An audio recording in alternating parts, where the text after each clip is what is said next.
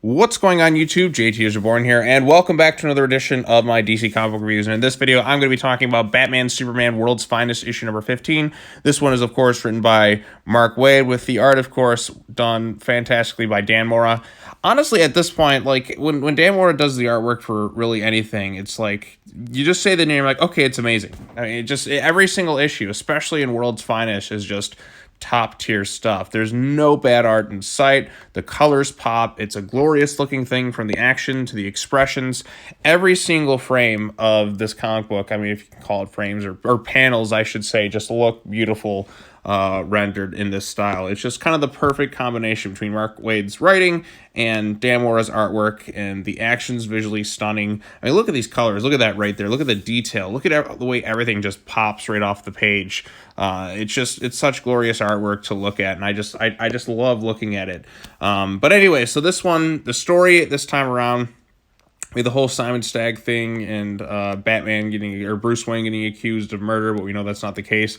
There's some greater mystery going around here, and basically they have to come toe-to-toe and fight something known as Ultra-Morpho, which is like something that can replicate any sort of elements and stuff to even kind of kill Superman. There's kind of a lot of different characters within this thing. You have the Doom Patrol, you have other characters kind of involved. You see the Titans briefly, you have all these different robots and all that other stuff they get a showcasing in it. So, like, compared to some of the other issues of World's Finest, it is a little bit harder to follow compared to some, because a lot of these characters don't show up that often in current DC Comics stuff. So I do appreciate the fact that Mark Waid is bringing some of these characters back and giving them their due more. But if you're not really as familiar, you can be kind of lost, like, okay, who's that? Like, even I'm kind of like second guessing who some of these people are, because they just never really get showcased very much in a lot of current comic books. But that's one of the things I do like about World's Finest right now. It's like, okay, we had kind of the flashback stuff early on with Doom Patrol, we got this, we got that, we had I still think that second story arc with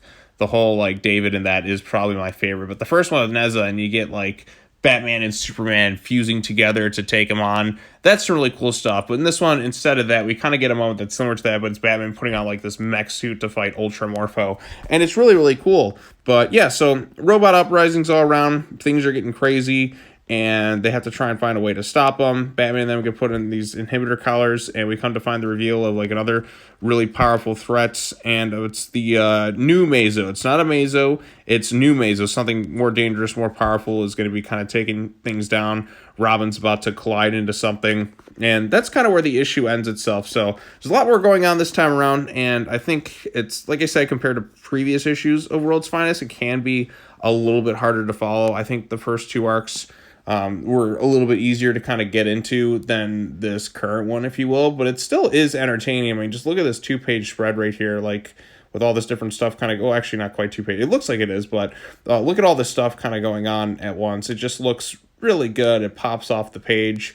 I wouldn't mind, like, an animated series, like, done in this, like, an animation style that's very similar to this kind of done, and we can get this, like, in an action sense. But I still enjoyed the issue overall. Not my personal favorite in terms of World Finest. I think mostly because, like I said, there is a lot at play in this issue, and there's a lot more going on, more characters show up, and compared to, like, the first two arcs, if you will, of the World's Finest, this one's a little bit harder to follow, but I still think it delivers. There are no bad issues of World's Finest. This is another solid one from start to finish, and I'm looking forward to seeing what Waid and Dan Mora do next with this thing. But anyways, if you have any thoughts on this particular issue, let me know in the comment section down below. Be sure to like and subscribe. I got one more comic book review I gotta get out today. Then I gotta get to that solicitations video, and then I gotta talk about that Skull Island anime. So look forward to all that stuff. But anyways, that's all I gotta say. As always, take care now. Bye-bye then, and I will see you all in